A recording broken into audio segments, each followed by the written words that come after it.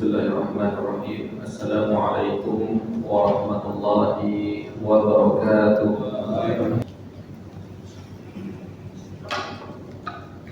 Innal hamdalillah nahmaduhu wa nasta'inuhu wa nastaghfiruh wa na'udzu billahi min shururi anfusina wa min sayyiati a'malina.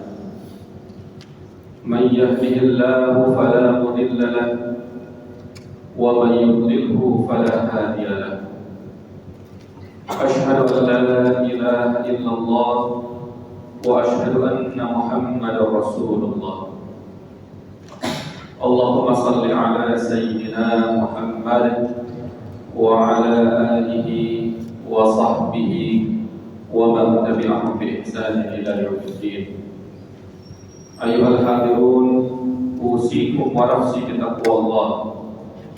Aitu qala Allah Ta'ala fil Qur'anil Karim, ya ayyuhalladzina amanu taqullaha haqqa tuqatih wa la tamutunna illa wa antum muslimun. Amma ba'd. Jamaah salat Jumat yang dirahmati Allah Subhanahu wa taala. Alhamdulillah pada kesempatan siang ini kita masih diberikan kesehatan dari Allah Subhanahu wa taala, diberikan taufiknya sehingga kita dapat melaksanakan ketaatan kita kepada Allah, melaksanakan sholat Jumat secara berjamaah. Sholawat serta salam kita haturkan kepada baginda besar Nabi Muhammad sallallahu alaihi wasallam, yang mana beliaulah yang telah berjuang dengan para sahabat membawa risalah Islam ini sehingga kita pada saat ini dapat menikmati indahnya risalah Islam itu sendiri. Jemaah salat Jumat yang dirahmati Allah Subhanahu wa taala, dinamika kehidupan kita itu tidak lepas daripada terkadang kita mendapatkan kebahagiaan, atau terkadang juga kebalikan daripada itu, terkadang kita diuji oleh Allah Subhanahu wa taala. Yang terpenting daripada itu bahwa kehidupan kita di dunia ini itu adalah bentuk penghambaan hakiki kita kepada Allah Subhanahu wa taala, Sang Pencipta. Wa ma khalaqatul jinna wal insa illa liya'budun. Tidaklah kita atau tidaklah Allah Subhanahu wa taala menciptakan jin dan manusia kecuali untuk menyembah Allah Subhanahu wa taala. Oleh karena itu, arti daripada penyembahan ini yang tentunya tidak terikat dengan dimensi waktu dan juga tidak terikat dengan dimensi tempat. Dalam artian kita harus beribadah kepada Allah dimanapun kita berada. Baik kita beribadah di dalam masjid, begitu juga kita beribadah di luar masjid.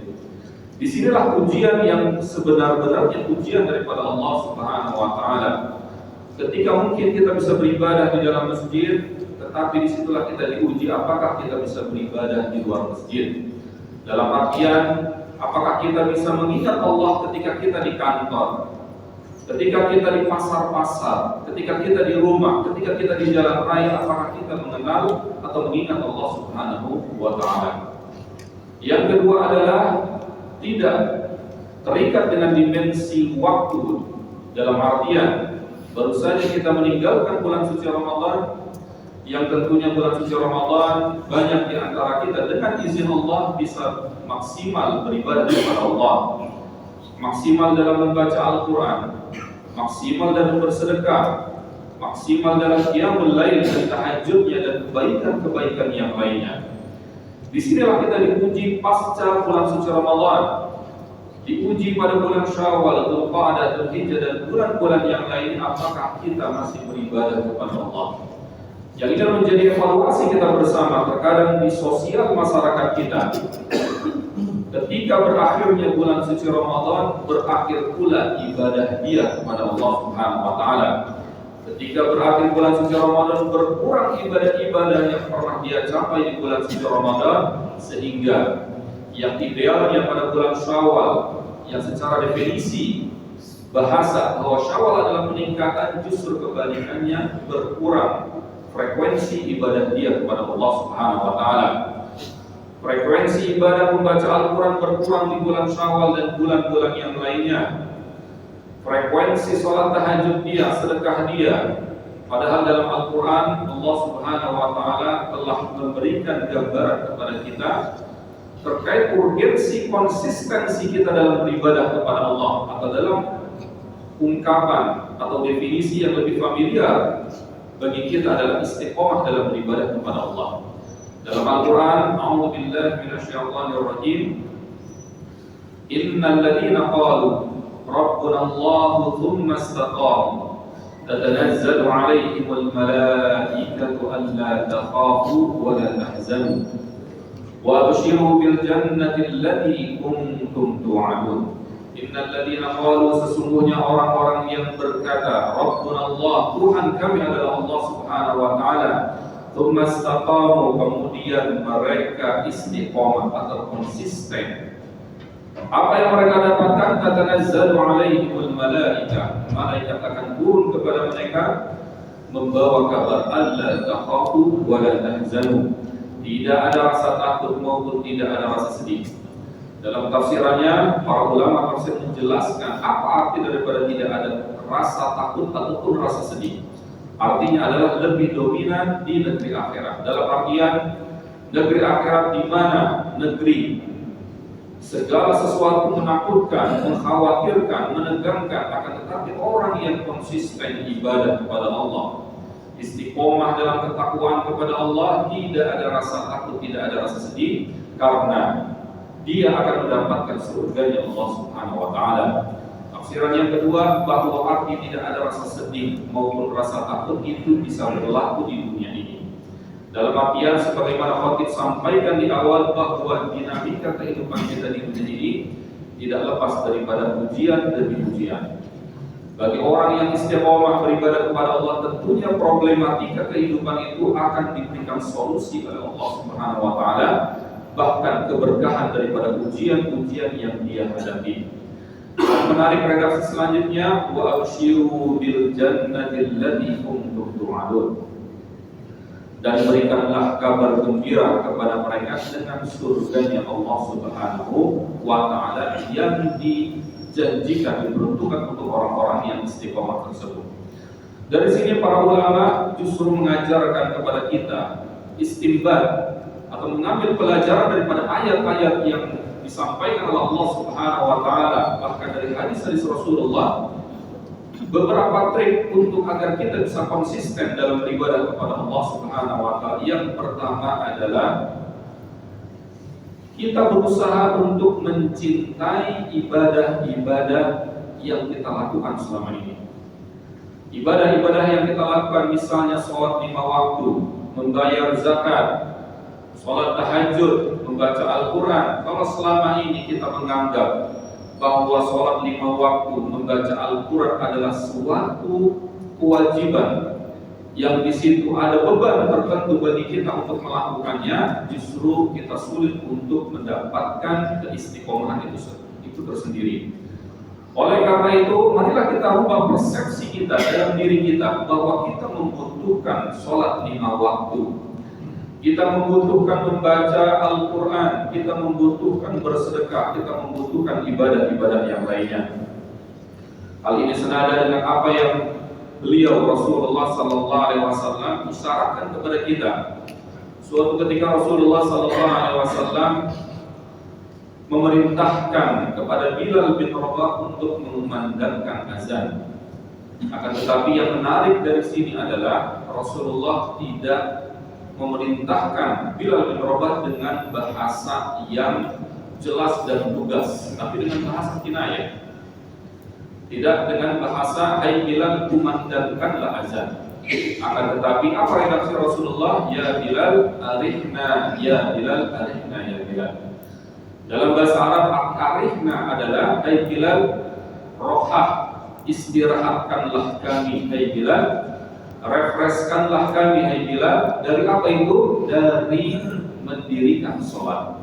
Bayangkan bahasa daripada Rasulullah SAW bahwa sholat itu adalah sesuatu yang membuat kita nyaman, bahwa sholat adalah suatu refresh bagi orang-orang yang beriman. Jadi dari hadis ini, dari peristiwa ini, bagaimana kita mempunyai persepsi dalam sanubari kita bahwa ibadah-ibadah yang selama ini kita lakukan itu adalah sesuatu yang kita butuhkan dan bukan suatu beban. Sehingga ketika itu kita membutuhkan sholat 5 waktu dan ibadah-ibadah yang lainnya, tentunya potensi kita untuk mendapatkan keistiqomahan itu lebih tinggi daripada bahwa kita masih menganggap beban daripada ibadah-ibadah yang kita lakukan. Yang kedua, para ulama mengajarkan kepada kita untuk bisa berlaku istiqomah adalah kita memperbanyak berdoa kepada Allah Subhanahu wa taala.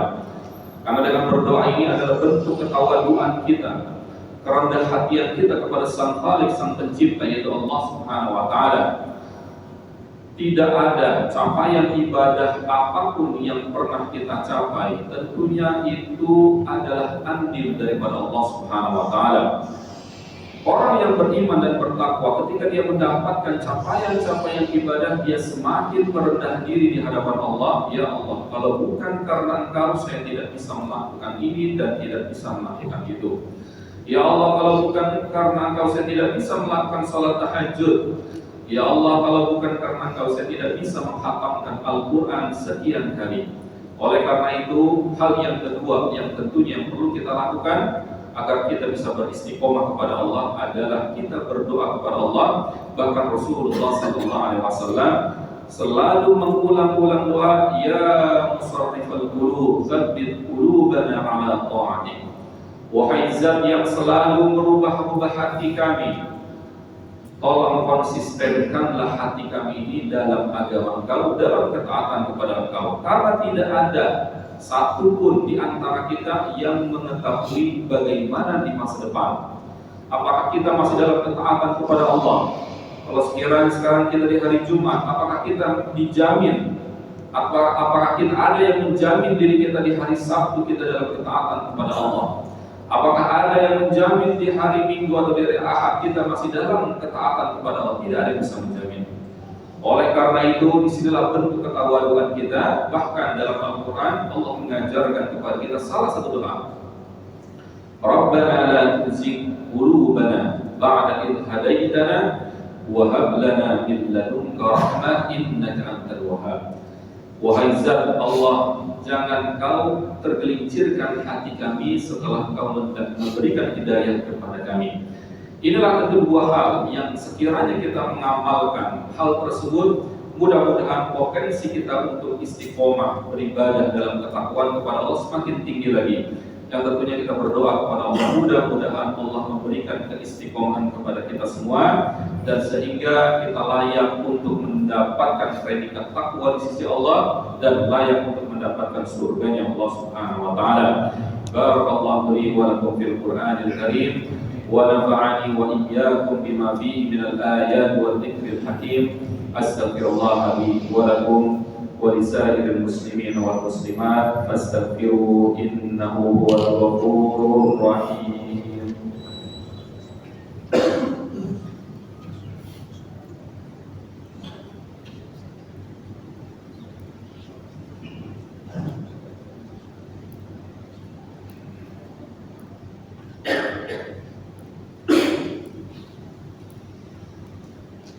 Innal hamdalillah nahmaduhu wa nasta'inuhu wa nastaghfiruh wa na'udzu billahi min shururi anfusina wa min sayyiati a'malina. Man yahdihillahu fala mudilla lahu wa man yudlilhu fala hadiya lahu. Asyhadu an la ilaha illallah wa asyhadu anna Muhammadar Rasulullah. Allahumma salli ala sayyidina Muhammad wa ala alihi wa sahbihi wa man tabi'ahum bi ihsan ila yaumiddin. Ayyuhal hadirun, usikum wa nafsi bi taqwallah. Haitsu qala Allah ta'ala fil Qur'anil Karim, يا أيها الذين آمنوا اتقوا الله حق تقاته ولا تموتن إلا وأنتم مسلمون. أما بعد. Jemaah salat Jumat yang dirahmati Allah Subhanahu wa taala. Pada kesempatan khutbah yang kedua ini, khatib ingin menyimpulkan inti daripada khutbah yang pertama.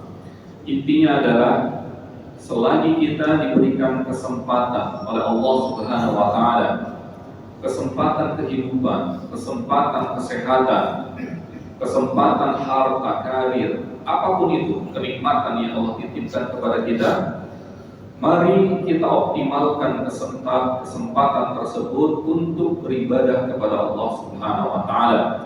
Wa'bud rabbaka hatta ya'tiyakal yaqin.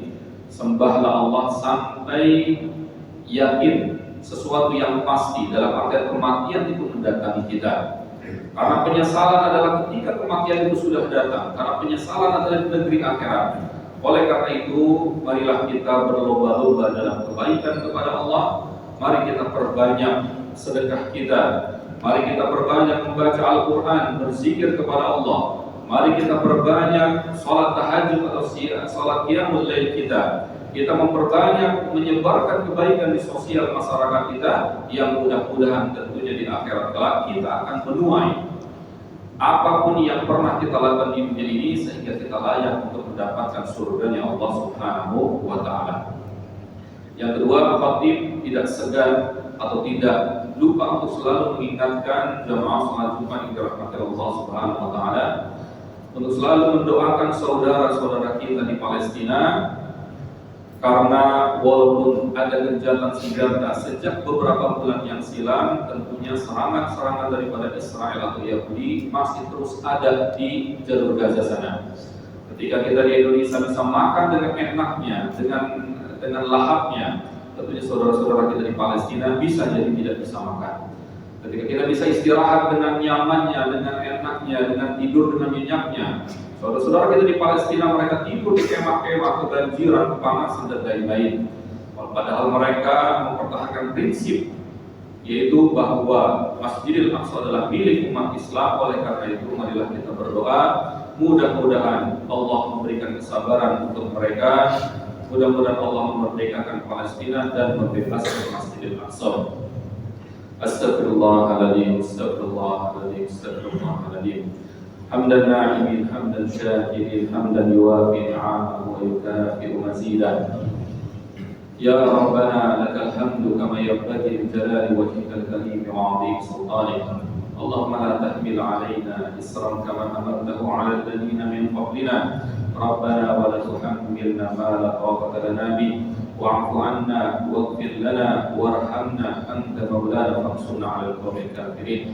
Allahumma ighfir lil muslimina wal muslimat wal mu'minina wal mu'minat al ahya'i minhum wal amwat. Allahumma a'ti nufusana taqwaha wa zakkiha wa anta khairu man zakkaha anta waliyuha maulaha ya rabbal alamin. Allahumma ij'alil Qur'ana rabi'a qulubina wa nura sudurina wa jalaa'a ahzanina wa dhahaba humumina. Allahumma a'izzal Islam wal muslimin. Allahumma ansur ikhwanana al-mujahidin fi Palestin. Allahumma ansurhum nasran 'aziza. Allahumma ansurhum nasran qariba. Allahumma adilla syirka wal mubtadi'in. Allahumma hallikil yahud. Allahumma dammir buyutahum wa shabbabatihim ya rabbal alamin. Rabbana atina fid dunya hasanah wa fil akhirati hasanah wa qina adzaban nar. Subhana rabbika rabbil izzati amma yasifun wa salamun alal mursalin walhamdulillahi rabbil alamin.